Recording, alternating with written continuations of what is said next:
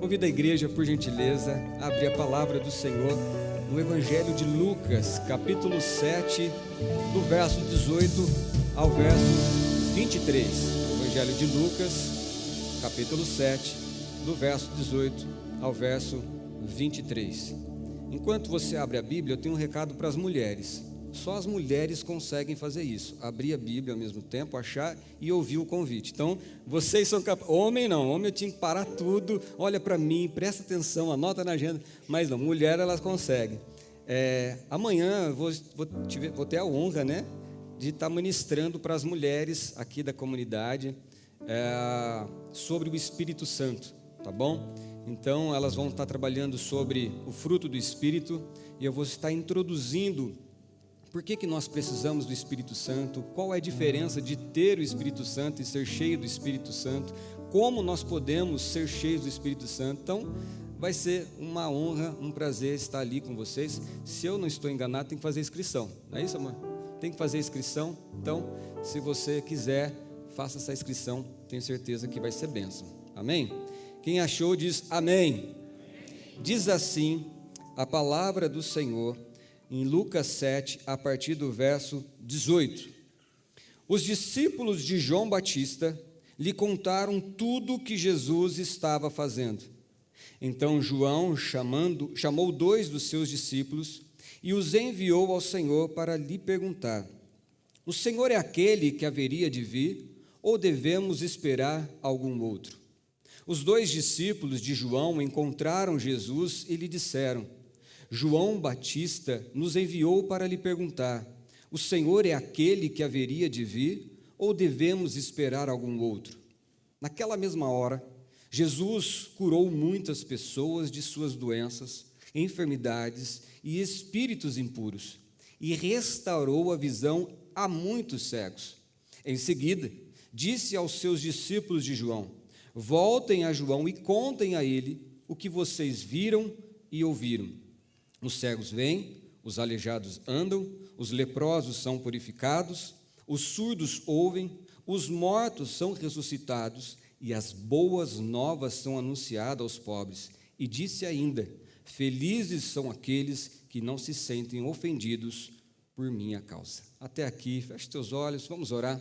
Querido Deus e Pai Todo-Poderoso, nós te louvamos e te bendizemos por essa oportunidade rica e maravilhosa de estarmos na Tua casa, de estarmos aqui, Senhor Deus, te cultuando, te adorando, e desejamos nessa hora, Pai, ouvir a Tua voz, sermos alimentados por Ti. Por isso pedimos a Deus, em nome de Jesus, fala conosco, ministra em nossos corações, que Teu Espírito Santo ilumine o nosso entendimento e nos transforme, Senhor. Se há alguém aqui, Senhor Deus, que se encontra em dúvidas a respeito da Tua divindade, do Teu poder, do Teu amor, que o Senhor venha responder em nome de Jesus. Amém. Pode se assentar, igreja, por gentileza. Há momentos na vida em que a fé, ela não deixa de existir, mas há momentos que ela começa a vacilar, ela começa a ter dúvidas. Momentos em que oramos, mas a resposta, ela simplesmente não vem. Momentos em que fazemos tudo certo, mas mesmo assim o sofrimento ele persiste. Momentos em que nós acreditávamos que Deus agiria de uma forma e Ele age de outra forma. Nesses momentos que surgem perguntas que raramente a gente tem coragem de fazer em alta voz. Perguntas como, por exemplo: será que Deus ainda está no controle? Será que Deus, será que eu entendi tudo errado a respeito de Deus, a respeito do que Ele tem para a minha vida? Será que realmente Deus está vendo o que está acontecendo comigo? Essas dúvidas, elas não nascem por falta de fé. Elas vêm, muito provavelmente, por um longo período de sofrimento, de frustrações acumuladas, e da distância daquilo que nós esperávamos para aquilo que de fato nós estamos vivendo. Como o pastor Giovanni pregou, da expectativa e da realidade. A fé, ela começa a duvidar quando o sofrimento, ele se prolonga por muito tempo. É quando a oração parece não ser respondida e parece que Deus ele permanece em silêncio, mesmo diante de tantas indagações, de questionamentos e orações que a gente faz até Ele. Talvez hoje, você que está aqui, com certeza você crê em Deus, você crê em Jesus, mas talvez por momentos, por situações que você esteja enfrentando, talvez você esteja se perguntando por que Deus está conduzindo a minha vida desta forma? Por que Deus não age? Por que Deus não intervém? E a boa notícia nessa manhã, queridos, é que a Bíblia, eu amo a palavra de Deus porque ela não tem um conto de carochinhas. A Bíblia não é um livro da Marvel que conta histórias de super-heróis, de pessoas que não falham, de homens de fé, que aqueles que são inabaláveis. Pelo contrário, eles mostram verdadeiros homens e mulheres como eu e você, mas que enfrentam crises essas que às vezes eles começam até a duvidar. Esse personagem é João Batista. E antes de falarmos de João Batista, eu gostaria de falar um pouquinho, apresentar para você, contextualizar para você quem é João Batista. João Batista, ele era alguém de fato muito especial, ele era primo, de sangue de Jesus, podemos dizer assim. João Batista, ele era filho de Zacarias e Isabel ela era prima de Maria, mãe de Jesus. João Batista, ele é fruto de um milagre. Por quê?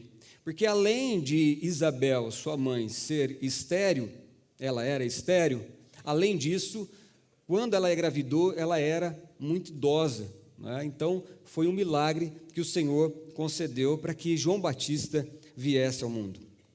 Além disso, ele veio ao mundo com uma missão muito especial, nada mais, nada menos do que preparar a vinda do tão esperado Messias. Tanto o profeta Isaías quanto o profeta Malaquias, eles profetizaram a respeito da missão de João Batista. É ele que Isaías vai falar, a voz do que clama no deserto, preparai o caminho do Senhor. É a ele quem se refere que viria no espírito de Elias, que alguns confundiram, será que seria Jesus? Mas Jesus fala, não, esse foi João Batista. E João Batista, ele cumpriu cabalmente essa missão que lhe foi dada, esse ministério que foi confiado a ele. Lá em Marcos, capítulo 1, versos 7 e 8, vai dizer que João Batista, ele pregava no deserto, e multidões vinham até ele. E olha a mensagem dele, João anunciava, depois de mim virá alguém mais poderoso do que eu, alguém tão superior que não sou digno de me abaixar e desamarrar as correias de suas sandálias. Eu os batizo com água, mas ele os batizará com o Espírito Santo. João Batista foi aquele que, mesmo se achando indigno, teve a honra de batizar nas águas o Senhor Jesus Cristo. Foi ele quem é o autor daquela célebre frase, importa que ele cresça e que eu diminua. No batismo de Jesus, João Batista teve a oportunidade de testemunhar algo sobrenatural. A palavra de Deus diz que quando Jesus foi batizado, o céu se abriu. O Espírito Santo desceu como uma forma de pomba e houve uma voz do céu dizendo, este é o meu filho amado, em quem me comprazo. Além disso, João Batista, ele foi fiel ao seu chamado. João Batista, ele não viveu para agradar a homens. Não importava se eram pessoas importantes, se eram pessoas religiosas, ele rasgava o verbo, ele não negociava o pecado, ele falava a verdade, ele denunciou o pecado de Herodes, o rei, o governador ali de Roma, e ele pagou um alto preço por isso. João Batista, ele foi preso por Herodes, e ali ele fica por um bom tempo. Lucas, aqui a 7, na qual nós estamos baseando esse texto, ele fala que João Batista, nesse momento, ele se encontrava preso, encarcerado. A Bíblia não fala o tempo que ele ficou preso, mas estudiosos estimam que foi cerca de 1 ano, no máximo 2, mas aproximadamente 1 ano que ele ficou preso. Agora, mais importante do que o tempo exato que ele ficou preso, mais importante que isso é a condição em que João se encontrava. Por quê? Porque ele estava isolado, porque lhe tiraram a sua liberdade, ele estava preso de forma injusta, ele não tinha cometido nenhum crime. Diante dos seus questionamentos, tudo que ele ouvia era um silêncio de Deus, e ele começa a ouvir dos milagres que Jesus estava operando, e ele, como quem se questionava, e a minha vez? E o meu milagre? Quando vai chegar? Quando o Senhor vai me libertar daqui? E diante de um sofrimento prolongado como esse, João ele começa a se questionar, ele começa a ter dúvidas como essa aqui no verso 18 e 19, que diz assim: os discípulos de João Batista lhe contaram tudo o que Jesus estava fazendo. Então João chamou 2 de seus discípulos e os enviou ao Senhor para lhe perguntar: o Senhor é aquele que haveria de vir, ou devemos esperar algum outro? A dúvida de João Batista aqui, queridos, eu poderia parafrasear da seguinte maneira: Jesus, você de fato é o Messias? De fato você é o Salvador? Tu és o nosso libertador? Jesus, tu és o Cristo a qual nós esperávamos? Ou ele poderia falar assim: Senhor Jesus, eu ouvi no dia do seu batismo uma voz do céu dizendo que tu és o Filho amado de Deus. Será que eu ouvi certo? Ou será que eu estava enganado, eu entendi errado? E o que levou João Batista, um homem, como eu citei aqui no começo, um homem especial, um homem que nasceu fruto de um milagre, um homem no qual o próprio Senhor Jesus Cristo disse que dos nascidos de mulher não houve alguém maior do que João Batista, ou seja, o que fez um homem de fé, um homem íntegro como este, a chegar ao ponto de começar a questionar ou duvidar da divindade de João Batista? Em primeiro lugar, nós encontramos que o que levou João Batista a começar a duvidar, além do sofrimento prolongado que ele estava tendo na prisão, a raiz, eu poderia dizer, que foi a interpretação equivocada das Escrituras. Por que eu digo isso? Porque para que nós possamos tentar entrar na mente de João, nós precisamos pensar como ele pensava. Nós precisamos voltar naquela época e entender o contexto que tanto João quanto os demais judeus eles pensavam. O povo de Israel é um povo único, é um povo exclusivo, é um povo que Deus, Ele mesmo, criou aquela nação e falou: vocês são propriedade exclusiva minha. Então, Deus faz uma aliança com aquela nação, e lá em Deuteronômio 28, há aquela passagem bastante conhecida, onde Deus fala para o povo assim: eis que eu coloco diante de vocês as bênçãos e as maldições. Se vocês me obedecerem, Israel seria exaltado entre as nações, vocês serão abençoados em várias áreas da vida de vocês, e vocês terão vitória sobre os seus inimigos. E, de fato, Israel viveu essa realidade, cumpriu-se essas promessas, essa aliança de Deus, nos dias do rei Davi e nos dias de rei Salomão. Porém, o Senhor também advertiu o povo, dizendo: olha, se vocês não obedecerem a mim, vocês serão derrotados. O fruto da vossa terra será consumido pelos vossos inimigos e vocês serão oprimidos. Essa era a fase, essa era o tempo, exatamente o tempo em que Jesus está vivendo. Essa era a realidade daquele dia. O povo de Israel estava sendo dominado por Roma. Aquilo que Israel plantava, ao invés de eles colherem daquele fruto, quem comia, podemos dizer assim, era Roma, por causa dos impostos, e o povo de Israel estava sendo oprimido pelos estrangeiros. Agora, o que mantinha o povo de Israel de pé e esperançoso era a promessa da vinda do Messias, na qual ele resgataria a nação de Israel, como foi nos tempos de Davi. Eu vou citar duas referências, por exemplo, em Jeremias 23, do verso 5 ao verso 6, onde vai dizer que vai dar margem a essa interpretação. Vai dizer assim: pois está chegando o dia, diz o Senhor, em que levantarei um renovo. Olha, renovo com letra maiúscula aqui, está apontando para o Messias, para Jesus, é uma pessoa, um descendente justo da linhagem de Davi. Ele reinará com sabedoria e fará o que é justo e certo em toda a terra. E este será o seu nome: o Senhor é nossa justiça.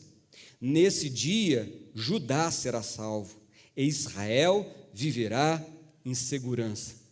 Agora leia comigo em Amós, capítulo 9, versículo 11, uma outra promessa vai dizer assim: naquele dia restaurarei a tenda caída de Davi e consertarei seus muros quebrados. Das ruínas reconstruirei e restaurarei sua antiga glória. Presta atenção aqui comigo, querido, porque a expectativa era clara para os judeus.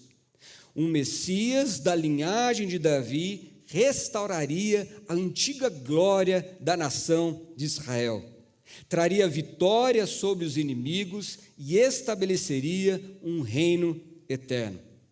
Essa era a interpretação de João Batista e, ouso dizer, de todos os judeus. Não digo nem que nem a maioria dos judeus interpretava assim. Eu creio que todos os judeus tinham essa expectativa de que o Messias viria e libertaria de forma política, de forma bélica a nação de Israel.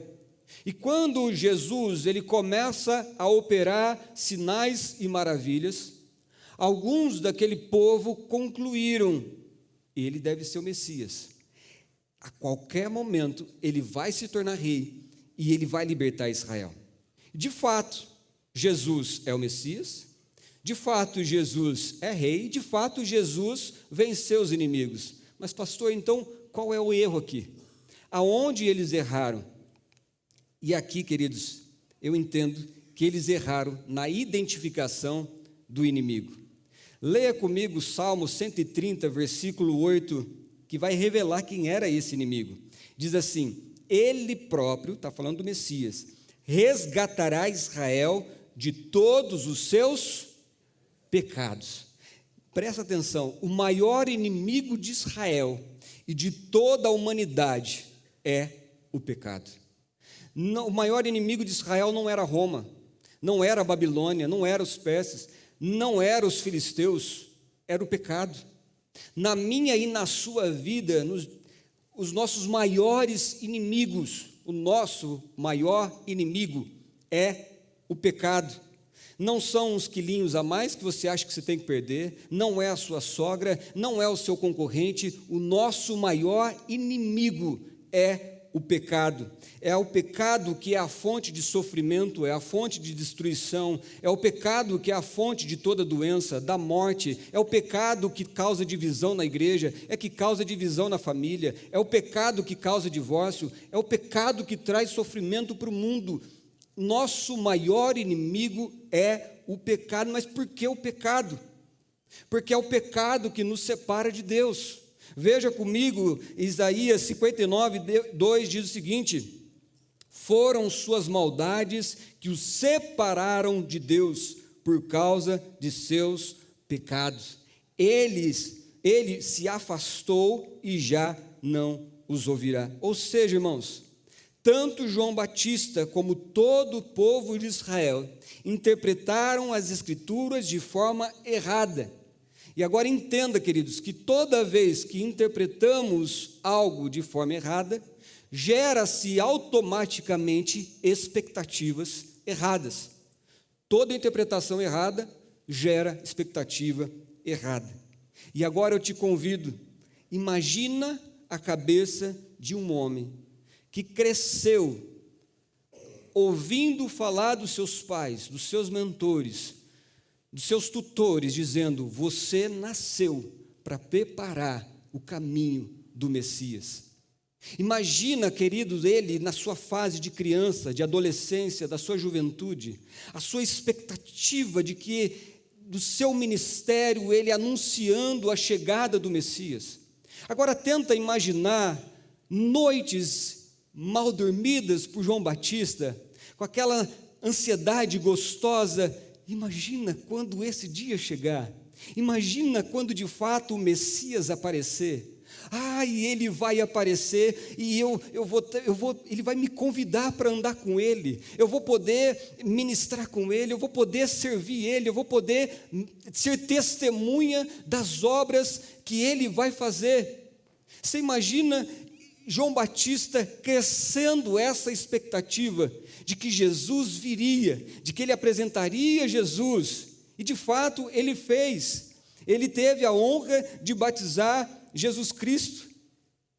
Mas quando Jesus Cristo, após ser batizado, eu fico imaginando João Batista naquele dia glorioso, e ele pensando assim: é agora, ele vai me chamar, é agora, a gente vai começar a andar junto, é agora, a gente vai fazer coisas maravilhosas juntas.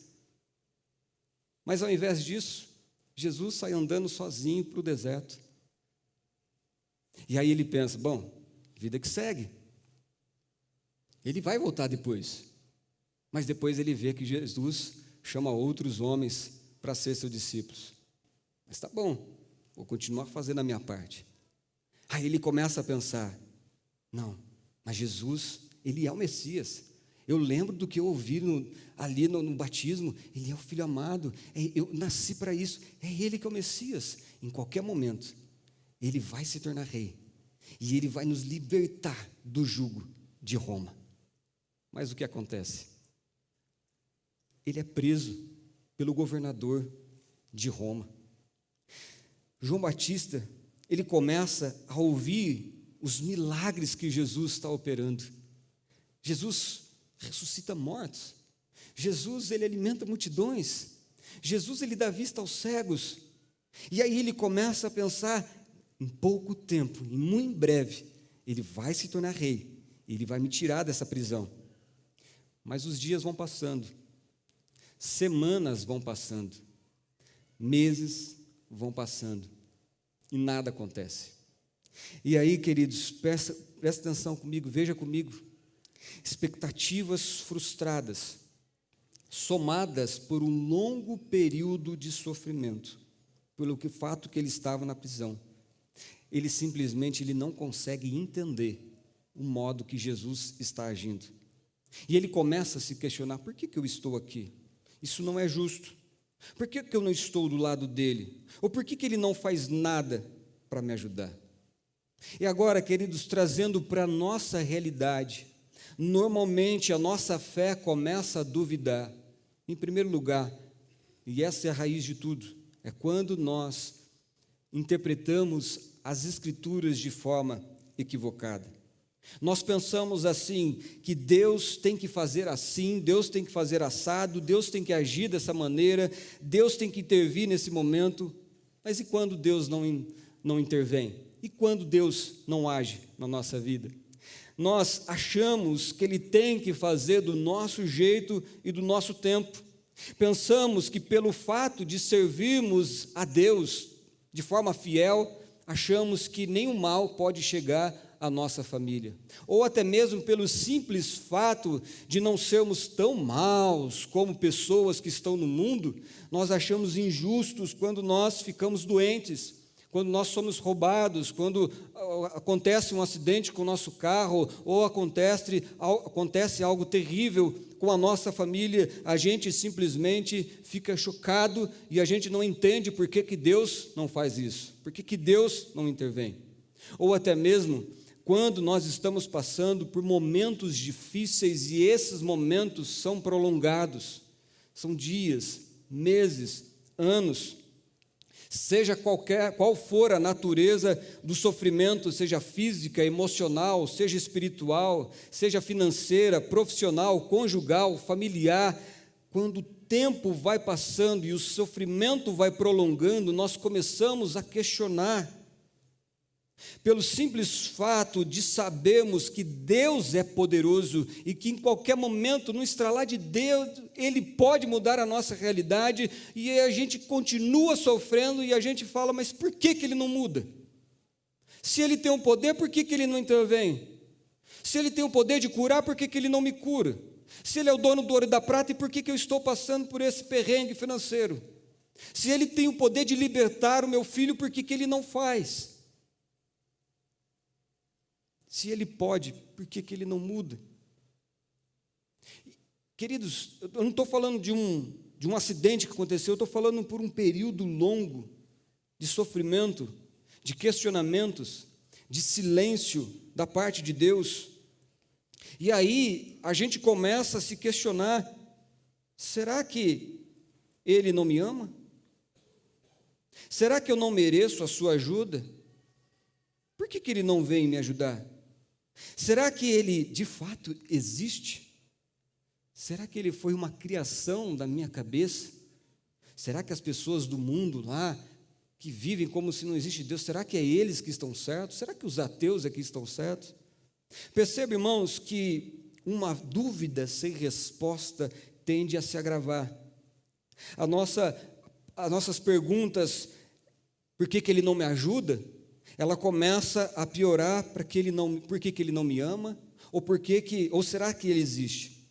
João Batista, naquela prisão, ele poderia muito bem ele se revoltar contra Deus, até mesmo se apostatar da fé, achar que cometeu um erro e alimentar uma revolta no seu coração, mas o que ele faz? Veja aqui comigo no verso 19.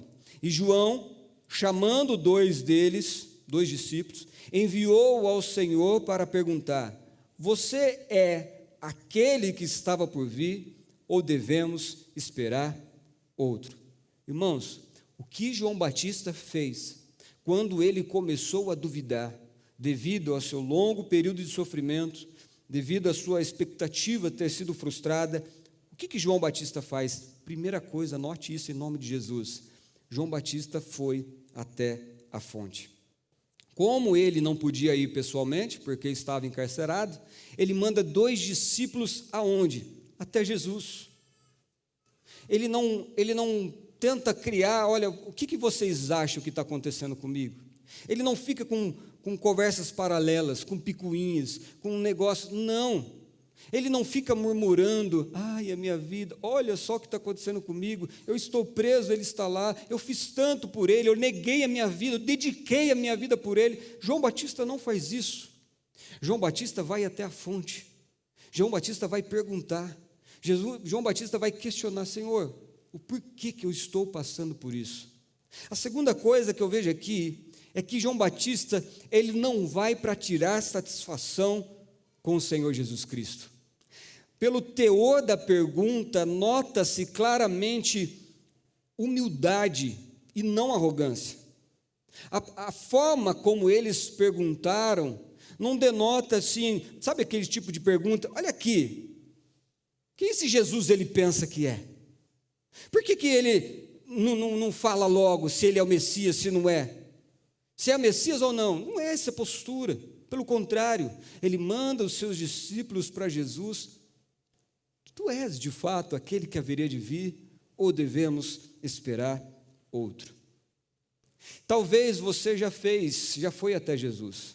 Talvez nas suas orações particulares você já tenha questionado a Senhor Jesus Cristo, direto na fonte, com humildade. Mas perceba, queridos, que nós não devemos esperar uma resposta pronta, ou ouvir aquilo que esperávamos do Senhor Jesus. Porque quando eles fazem essa pergunta para Jesus, nós vamos ver que Jesus ele não responde diretamente e nem imediatamente. Perceba que ao perguntarem, o texto diz que, no verso 21 e verso 22, assim que eles fazem a pergunta, acontece isso, naquela mesma hora, Jesus curou muitas pessoas de suas doenças, enfermidades e espíritos impuros, e restaurou a vista a muitos cegos. Em seguida, disse aos discípulos de João: voltem a João e contem a ele o que vocês viram e ouviram. Cegos veem, os aleijados andam, os leprosos são purificados, os surdos ouvem, os mortos são ressuscitados e as boas novas são anunciadas aos pobres. Ao invés de responder imediatamente, Jesus começa a curar pessoas, a expulsar demônios, a libertar pessoas de espíritos imundos, dar vista aos cegos. E nós podemos aprender com isso que é bem provável que esses discípulos tiveram que esperar um bom tempo, pois nesse texto diz que Jesus não curou algumas pessoas, ele curou muitas pessoas. Vai dizer que ele deu vista a muitos cegos. É bem provável que eles ficaram um dia todo esperando e vendo Jesus operar sinais e maravilhas. Eles não tiveram uma resposta imediata, eles tiveram que esperar. Presta atenção, eles tiveram que ficar observando o agir de Deus. A resposta de Jesus veio através deles observarem o agir de Deus. É como se Jesus estivesse se comunicando com eles, mesmo sem usar palavras, da seguinte forma: você está com dúvida? Aquietai-vos e sabei que eu sou Deus. Amém? Depois de um longo tempo, eles tiveram que voltar e anunciar a João aquilo que eles viram e aquilo que eles ouviram. Irmãos, deixa eu falar uma coisa. Não adianta nada nós perguntarmos para Jesus: Senhor, por que eu estou passando por isso? E logo em seguida nós saímos e ficamos uma semana toda sem prestar atenção, sem ficar atento ao que Jesus quer falar. É muito provavelmente que agora no final do culto muitas pessoas venham se questionar ao Senhor Jesus: por que eu estou passando por isso?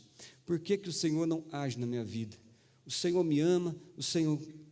Mas depois, ao saírem daqui da igreja, infelizmente, é possível que muitas pessoas voltem para as suas rotinas, voltem para os seus trabalhos, para os seus estudos, para os seus sonhos, para as suas ocupações, para as suas séries, seus entretenimentos, e não fiquem atentos ao agir de Deus, porque Deus, Ele age através da sua obra.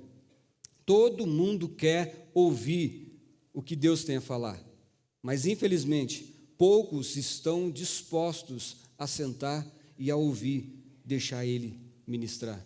Queridos, deixa eu falar uma coisa para você: Jesus está trabalhando. Por mais que você esteja ansioso, ansiosa, aguardando um agir de Deus na sua vida, uma intervenção na sua vida, e talvez você pense que Jesus esteja de braço cruzado, olhando aqui, lá de cima o que está acontecendo aqui embaixo, saiba de uma coisa: não é verdade isso. O Senhor, Ele está trabalhando, Deus está agindo, Ele sabe o que faz, Ele tem a hora certa para fazer todas as coisas, em nome de Jesus. A resposta, ela não vem diretamente, a resposta, ela vem com respaldo nas Escrituras. Provavelmente, quando Jesus fala para os discípulos de João: olha, vai lá e fale para João Batista, os cegos veem, os surdos ouvem, aqueles que estavam aprisionados são libertos, o evangelho está sendo pregado. Talvez essas palavras não tenham feito sentido para os discípulos, mas com certeza faria para João. Com certeza essas palavras arremetariam João a uma memória das Escrituras, a profecia que diz, por exemplo, lá em Isaías 35:6, a respeito do Messias, que diz assim: quando ele vier, abrirá os olhos dos cegos e os ouvidos dos surdos, os aleijados pularão como cervo e os mudos cantarão de alegria. Amém? É como se Jesus estivesse dizendo amorosamente a João. Você se lembra dessas profecias? Isso também foi pregado acerca do Messias. E tudo isto está se cumprindo hoje, a saber, em mim. Amém, queridos? Você recebe essa palavra? Se coloque de pé, por gentileza. Lucas capítulo 7, ele nos mostra que duvidar não é o oposto da fé, mas muitas vezes é o resultado de uma dor intensa, resultado de expectativas frustradas, é o resultado de interpretação errônea das Escrituras. Não estou falando para você que estou te dando margem para duvidar. Eu acredito que dúvidas fazem parte, mas duvidar não é o correto. Quando nós começamos a duvidar do caráter, da divindade de Deus, é porque algo nós não entendemos corretamente. É por isso que é tão importante nós voltarmos nossos olhos para a palavra de Deus. Nós dedicarmos, a nossa vida para entendermos o que Deus tem para nós e o que Deus espera de nós. Qual é o papel de Deus, o que Ele prometeu e o que Ele não prometeu. Isso não vem por osmose, isso não vem por imposição de mãos, isso não vem de orações de pastores, não vem. Isso vem de uma disposição do coração, de você buscar ao Senhor. Ele diz, buscar-me-eis e me achareis, quando me buscardes de todo o vosso coração. O Senhor, Ele concedeu 24 horas por dia para todos nós. E nós temos que avaliar quais têm sido as nossas prioridades. Porque uma pessoa que acha que não tem tempo para meditar nas Escrituras, ela está dizendo de forma indireta ou até mesmo direta, isso não é uma prioridade para mim. Por isso, irmãos, eu falo de todo o coração, se dedique, estude, anseie pela palavra, busque o Senhor com clareza e fala, encha-me com o Espírito Santo de Deus, é Ele que nos ensinará acerca de todas as coisas através das Escrituras. Note que João Batista, ele não deixou de crer, mas a sua fé foi abalada porque Deus não agiu como ele esperava.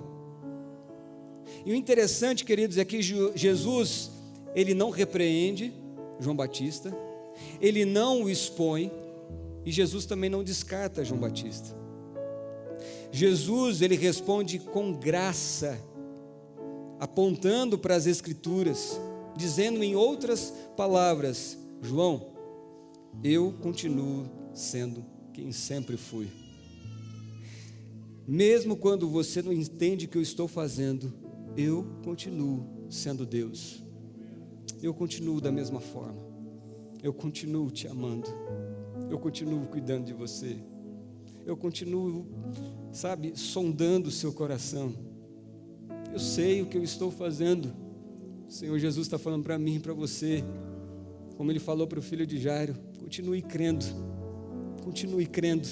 Tão somente continue crendo. A mesma verdade é para nós, queridos. Deus continua sendo Deus, mesmo quando a nossa fé vacila. Amém? Feche teus olhos, baixa a tua cabeça. Talvez hoje você esteja como João. Você crê em Jesus, mas está confuso. Você ora,